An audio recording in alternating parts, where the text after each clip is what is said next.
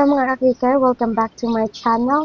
So today's video guys, I'm gonna show you on this condominium in Horizon 101. So mao na ilahang studio room amo ang gipili.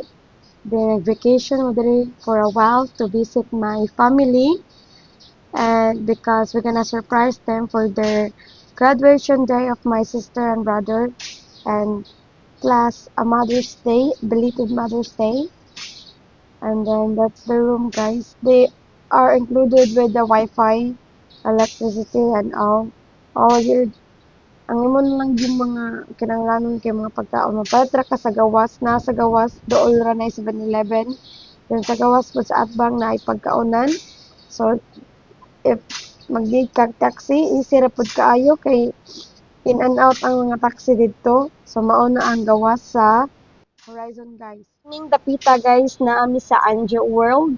So usa na siya ka lugar kung saan ma-enjoy nyo yung lahat ng mga rides.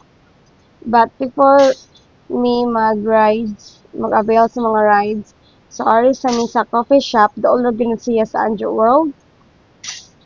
So nag-relax lang sa mi dire, eat some desserts, and I got amazed with their how interior and exterior design they do, and it's very unique and very, grabe ka creative sa ilang design sa interior guys. Looks like nga murag yung balay nimo nga murag kag queen.